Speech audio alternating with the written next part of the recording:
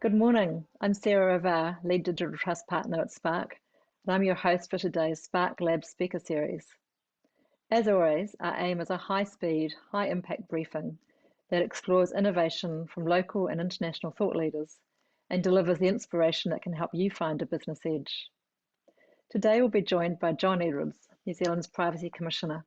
Qualified as a lawyer, John has extensive background in human rights and information law. He was appointed as New Zealand's Privacy Commissioner in 2014 and is currently serving his second five-year term. As well as overseeing privacy in New Zealand, from 2014 to 2017, John also chaired the Global Privacy Assembly. And John is now in the final stages of confirmation as the UK's new Privacy Commissioner. His privacy expertise, global perspective, and pragmatic understanding of how privacy shows up for New Zealand organisations and individuals provides them with unique insights into the collection and use of personal information and the importance of privacy. Privacy is a rapidly evolving field shaped by many factors, including the evolution of technology, local and global regulations, and evolving customer expectations. But perhaps the biggest privacy challenge of all is that there's no magic one-size-fits-all privacy solution. Privacy can't simply be solved by applying more resource or cash. Even large global players face privacy challenges, and sometimes very publicly. Instead, each organisation needs to think carefully about how it collects and uses data and what customers expect. John will help us understand emerging privacy trends so that we can consider their impact on our respective organisations and customers. Ladies and gentlemen, John Edwards. Kia ora koutou katoa. Thanks, Sarah, for that introduction. I want to just start by giving a couple of real-world examples of privacy in the wild. And I'm inspired by one of the questions that was submitted by someone who registered for this. The question was, is Apple really the champion of privacy? Now, I think underlying that is probably a skepticism of the bona fides of this company holding itself out as a privacy champion, and maybe somebody saying, well, what are they doing with their data anyway? I think that question is missing the point. The world's largest company has bet the farm that its business advantage lies in valuing privacy, and that's its pitch to its customers all around the world. Now, as businesses yourselves, if you miss that message, then you're missing something really important. The other thing I wanted to just bookend with is that privacy is not just a business advantage, as Apple is finding. And it's not just a compliance issue, and it's not just a liability, it's life and death. Am I overstating things? Well, the Waikato DHB experienced a ransomware attack which froze its systems and compromised its ability to deliver health services. You can't get a more serious example of what can go wrong when you pay insufficient attention to privacy and security as part of your business infrastructure. So with that, let's talk about my little patch, which is the Privacy Act, and I'll update you on the changes which have occurred in the last year, what our experience of those has been, and talk about some of the changing technological environment that Sarah alluded to. The Privacy Act is a principle-based law which aims to promote and protect individual privacy in the information privacy sphere, valuing the autonomy of individuals over their personal data, ensuring that agencies treat that with respect and keep it safe. It is an asset to business. It is entrusted to business by the individuals with whom you interact. And that has certain obligations. And I'll run through what those privacy principles are. They were refreshed and updated last year. We had 12 from 1993 to 2020. We got an extra one last year, so we're up to 13. These principles inform the life cycle of personal information through your organization. And every person who has a key business role needs to familiarize yourself with these. These are not all sort of hard compliance matters that you're able to check off on a box. But having an awareness of them and a consciousness at all levels of the organization, I think is really important. So where do they start? They start with what my colleagues in Europe call the data minimization principle. Principle 1, don't collect personal information if you don't need it. Number 2, get it directly from the individual concerned where you can. 3, be transparent. This is absolutely key. Tell people what you're going to do with the information. It's also very enabling. This is where you derive your authority, the legitimacy of the various activities that you have planned for that personal information. So be really clear about that. Treat your customers as if they have agency and are able to make sensible decisions about the consequences of using your product or services. And don't collect information by means that are unfair or unreasonable or that intrude to an unreasonable extent on people's privacy. Once you've got it, keep it safe. Now that's expressed at a very high level. We're going to talk about that a little bit more later on. It is probably the principle which has had most attention in the reform process by requiring actions to be taken where there is a breach, for example, and I'll come to those in a moment. Principle 6 is people's right of access to their information. Every customer, every client, every employee is entitled to see what you've got about them with a few limitations. Number 7, once they've done that, they're entitled to ask for incorrect information to be corrected. Principle 8, don't rely on out-of-date or inaccurate information. Make sure you check that it's up to date and relevant. Number 9, don't keep it for longer than you need it. And again, this is a significant challenge to many digital businesses around the world. And combined with that transparency, do you have any idea how long Google or Facebook retains your data? Principle 10 says if you've collected information for one purpose, you shouldn't use it for another purpose. But again, you've closed that off for yourself if you've thought through those transparency obligations and been upfront with your customers or stakeholders when you've designed your privacy policy and communicated that to them back at Principle 3. Number 11, don't tell other people. Don't give out the information in ways that are unexpected to the individual concerned. And again, private businesses have considerable latitude to write those rules themselves in their privacy policy and be open with the customers and subjects of that information. The new Principle 12 elaborates again on Principle 5. It says if you're going to send personal information overseas, you've got to take steps to ensure that it's going to enjoy the same protections or comparable protections that it would receive in New Zealand. And if you can do that by satisfying yourself that there is a legal regime in place in that other jurisdiction, well, that'll be okay. Otherwise, you'll need to make sure it goes with contracts which carry a little bit of the New Zealand legislative protections with that information. Principle 13 is the old 12, and it relates to the use of unique identifiers. So with the exception of Principle 12, those are the rules that have been in place since 1993. What's changed?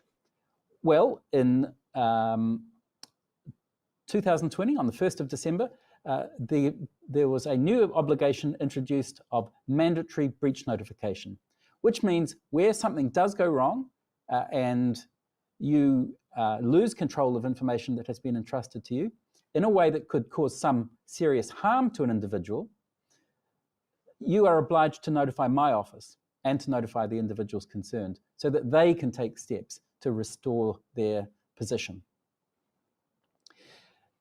For 27 years, the Privacy Commissioner has had to enforce this act mainly by persuasion and moral authority. The 2020 Act has added some tools and allows the Commissioner to issue compliance notices. So we're now getting more active and proactive with our enforcement. We can go out and find areas of non-compliance and issue these binding notices and come back and find out whether they've been complied with. And if they haven't, we can start with prosecutions. So I'll give you a briefing about some of those developments also in a moment. I can also make binding decisions on access requests. And of course, there's the cross-border protections and an explicit extraterritorial application of the law. And what that means is that no longer can an organisation which is quite plainly carrying out business in New Zealand, collecting personal information about millions of New Zealanders, selling advertising to New Zealand businesses and gaining revenue. No longer can that organisation say, hey, our servers are in Ireland, our corporate office is in Palo Alto, we are not subject to this jurisdiction. The law now expressly applies to any organisation which is carrying on business in New Zealand, whether it has a physical or corporate or legal presence here, whether its servers or data is physically maintained onshore or elsewhere. So that's quite significant. So the most significant regulatory change which imposes obligations on businesses is breach reporting. And we've now had almost 10 months of breach reporting. I wanted to talk a little bit about the liability environment, although the examples that I gave at the start of this presentation, I think are much more compelling business incentives than the potential legal liabilities. You know, the fact that there is a growing consumer expectation of privacy, which is going to affect your bottom line, and the fact that your business can be brought to its knees by an insufficient attention to the obligations to maintain personal information securely.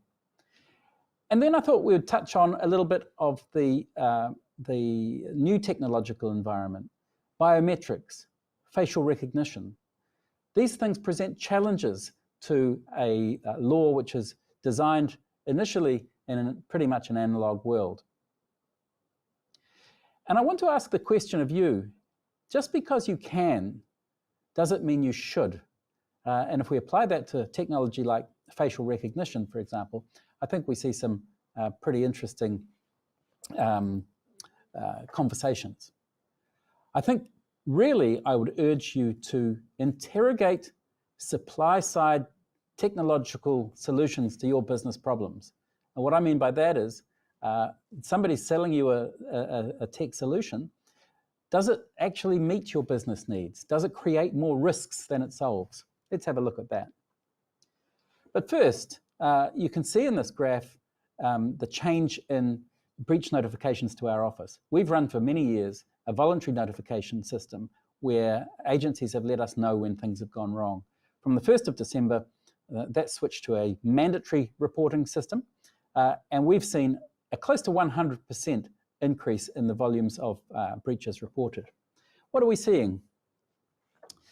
Well, as you can see from the chart, there's a lot of scope for human error to contribute to these breaches. And they are significantly email breaches. I saw one yesterday from, I think, the UK, where the lives of Afghan refugees were compromised by the oldest hack in the book, you know, CC rather than BCC on an email, and revealing the identities of people who had assisted British military services with interpretation and other services in Afghanistan. And again, you know, this is not just a compliance matter. This, for those people, is literally a question of life and death. So what can you do to prevent some of these breaches? I mean, the notification regime is not just there as a make work for us. We have an obligation, I think, to report out to you what we're seeing so you can take steps. Everyone in your organization has email. Everybody in your organization has the capability, therefore, to significantly undermine your brand value and compromise the trust that your customers have in your organization. So invest a little in email hygiene. Invest a little in raising awareness of the very special and privileged position you and your team are in relation to that custodianship, that kaitiakitanga of personal information. So we see email. That's an easy one. Regular reminders. If you get an email with a spreadsheet with 1,000 customers' details on it, maybe go back to the person and say, hey, I didn't need this. And you've got 30 people in the email chain. Did we all need to see this identifiable information? And why is the spreadsheet being sent with no password protection? So let's support an increased mindset of security and respect. You'll see there a quite significant chunk of this pie is unauthorized access. We call this employee browsing. How do you make sure that the people you have given access to sensitive personal information are only using it for company business and are not checking up on their daughter's new boyfriend or doing a little background check on a prospective tenant? Audit. Every now and then, ask staff to justify why they've had access to information, and you'll need access logs for this. But these are some of the steps you can take to avoid these potentially significant harms. And the kinds of harms that we're seeing, as you'll see in the table on the right, 65% of people reporting to us report that the breach they've experienced could have caused serious emotional harm. 30% could have caused reputational harm or financial harm. And obviously those don't add up to 100%. That's because those harms can, be, people can experience more than one of those harms from a breach. Where are they coming from? Well, healthcare and social assistance are quite significantly overrepresented, and combined with public administration and safety make up about half of them. We don't yet know whether this is because those agencies or those sectors are better at reporting, or that they're seeing more breaches, or that the breaches they're seeing, because of the nature of the information they hold, are more likely to cause serious harm.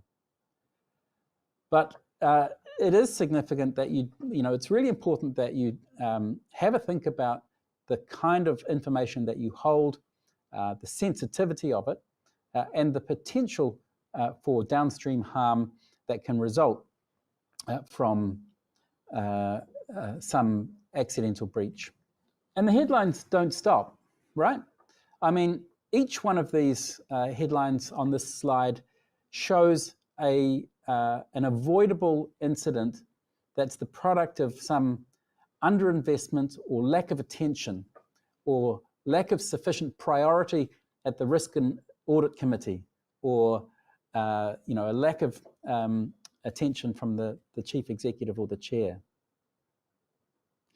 We've got vendors recommending patches to servers, and those recommendations going unheeded. We've got email, phishing hacks, bringing a DHB to its knees.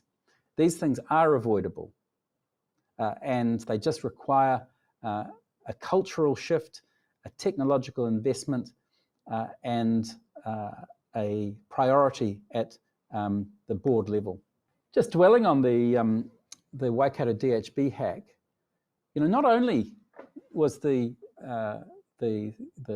organisation brought to its knees and unable to provide the life-saving services it needed in the immediate aftermath, the data was also, in addition to being encrypted on site, was exfiltrated, gigabytes worth of it, and dumped on the dark web for the pure purpose of trying to increase the leverage to get the ransom paid.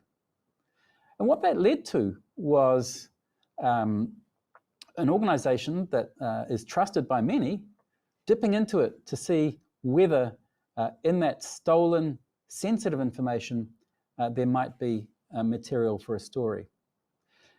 To me, that raised quite significant ethical considerations. What should you do when you come across this kind of sensitive, illegally obtained material? I've made a complaint to the Broadcasting Standards Authority about the conduct of Radio New Zealand in accessing the Waikato DHB data dump that was placed on the dark web in order to generate at least one story. And I'm looking forward to hearing the outcome of those deliberations. But what the Waikato experience has told us, we will be reporting on in a little bit more detail, but it's really important that you take steps immediately to try and re-secure the information. When that material was found to have been dumped on the dark web, my expectation would have been for the organisation to seek orders of the courts preventing anyone from accessing it.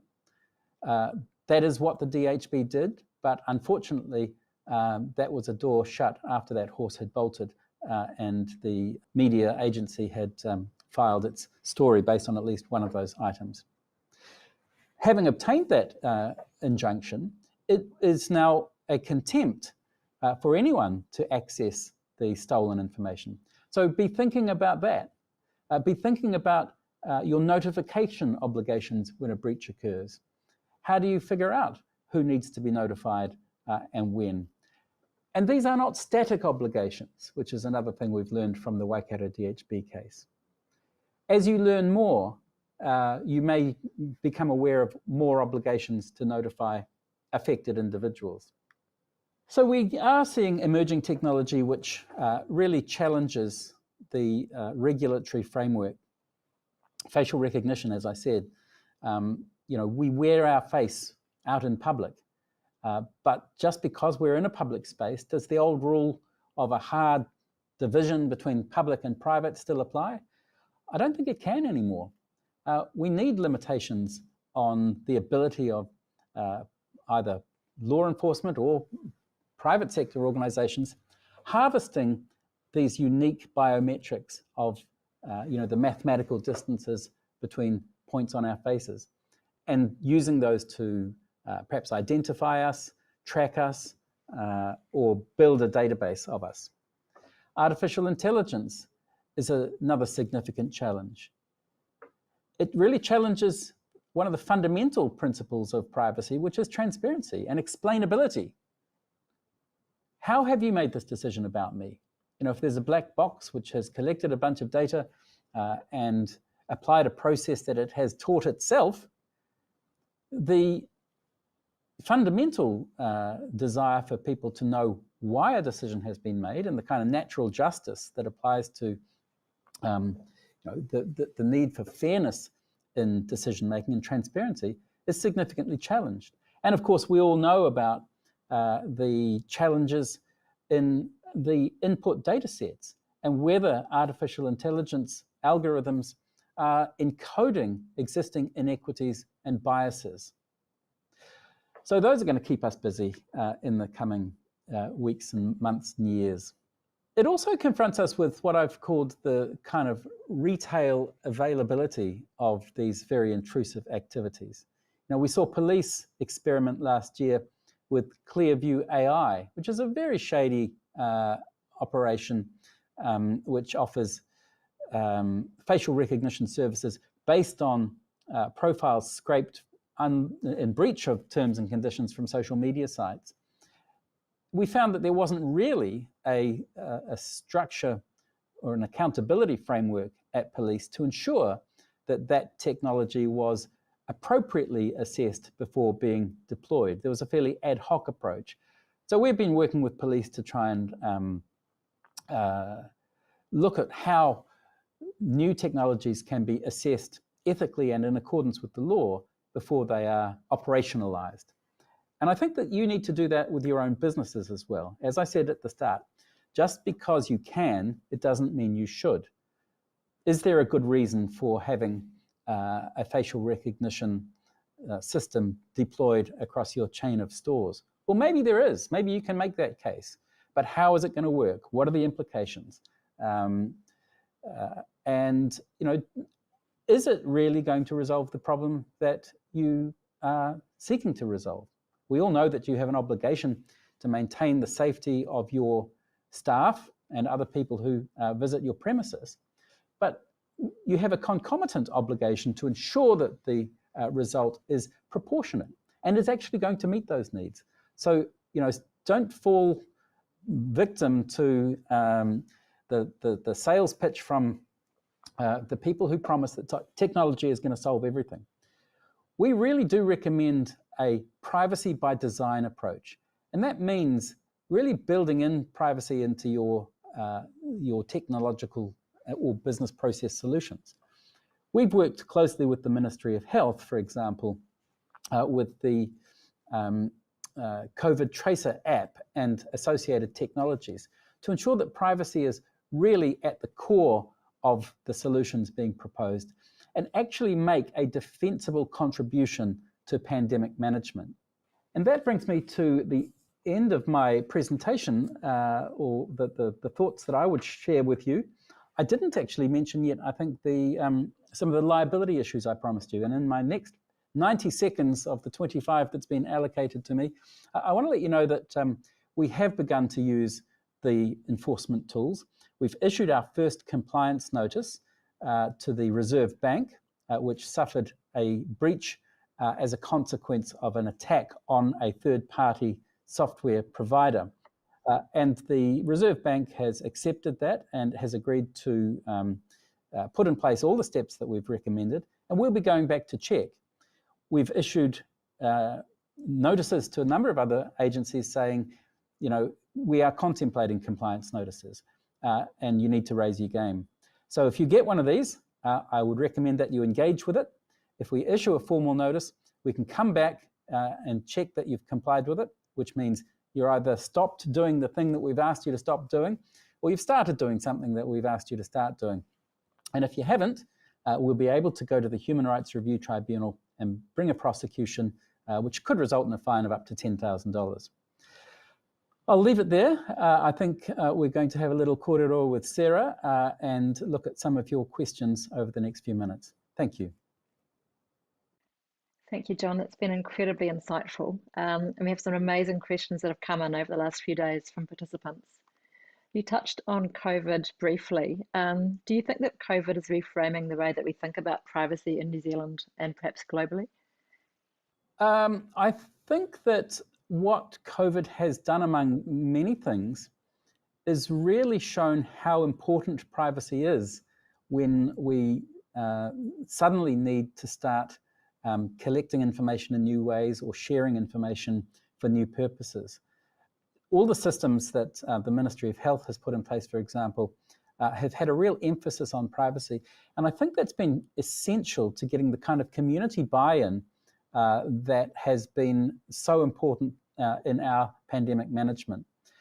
But certainly in a number of jurisdictions, we've seen the need to sort of really get frictionless movement of personal information from private sector to public sector to academia to inform the models to try and get ahead of this thing. So I'm not sure, Sarah, whether it's changed the way we think about privacy or whether privacy has simply adapted to ensure that we can have the kind of public health and economic responses required to meet this new challenge. In light of events we've seen in New Zealand, what are your thoughts on achieving a balance between data sharing and social good? And can biometrics provide any advantages here? You know, we often have questions, and you will have heard them many times over your career, that pose a kind of trade-off scenario. You know, do we have data sharing? Do we have privacy, or do we have public good? It's not a zero-sum game. We can have both. So I don't think we are trading off. But that, sorry, can you just repeat for me, Sarah, the trade-off that was presented there? Data sharing. Data sharing and social good. Yeah. Well, you know, they're not mutually exclusive. There can be data sharing for social good.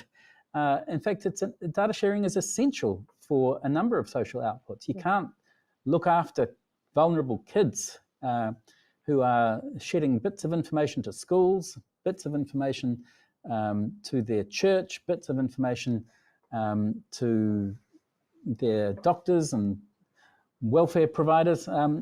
You know, there's got to be good flows of information around those to ensure that those social imperatives are met. So yeah, I kind of reject the trade-off premise. So on that basis, somebody's asked a great question about the challenges that agencies face in providing services to those children and other people. Do you think there's an opportunity for a national data vault that could contain all the personal data and that could be accessed by the various agencies as they need to? Well, I have seen this idea suggested many times over many years. Of course, there are enormously significant privacy implications with that idea. But the reason it won't ever get off the ground is not those privacy issues. Probably it's the lack of technological investment. I don't know that, again, this technological solution for a complex social problem is necessarily the most effective way of confronting those social challenges. And building a national data vault that has every data point about every individual doesn't do anything if you're actually not going out and providing services to those people. On a different note, the fast-paced changes in technology and the landscape can see legislation upholding privacy ethics and the rights of individuals struggling to keep up. Do you think there's a solution on the horizon? I think they are coping pretty well. Most of the privacy and data protection laws around the world are technology neutral.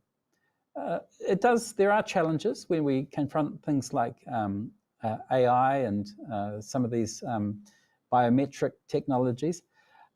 But until we get bespoke law, legislative responses to those, I think the frameworks are able to expand and flexible enough to provide at least guidance, and in some cases, I think, enforceable rights and liabilities. And what about GDPR? Somebody's described it as unworkable. Do you think it will continue in its current shape and form in Europe? And do you think we might see similar legislation over here? I think GDPR is struggling to realise its ambition. There are a lot of commentators across Europe saying that the enforcement system is too cumbersome. Certainly, it seems to me the compliance burden is pretty onerous, and I'm not sure whether it's proportionate to the kind of benefits that people enjoy, but it's not really for us to say. I think your correspondent asks, is GDPR working? Well, there'd be a lot of people in Europe say, well, yeah, it works fine for us. The UK has recently signalled that they're going to try and take a different approach, and they're reviewing how the GDPR applies there. Yeah, I mean, there's a real burden there on businesses of record keeping, for example, that we don't necessarily have in New Zealand. New Zealand is a fairly light touch. Businesses get to make their own assessments of risk and potential for harm, and if they back themselves and put mitigations in place for those, they'll probably be okay. We are now at a point where if they misjudge that and things go wrong, they will experience real regulatory consequences, not of the magnitude provided for in the GDPR, but yeah, I mean, I'm not sure that there's a great appetite for reform in New Zealand to implement a GDPR type regulation. There are aspects of GDPR that I would like to see here, but I'm not sure that that's on any political agenda at the moment.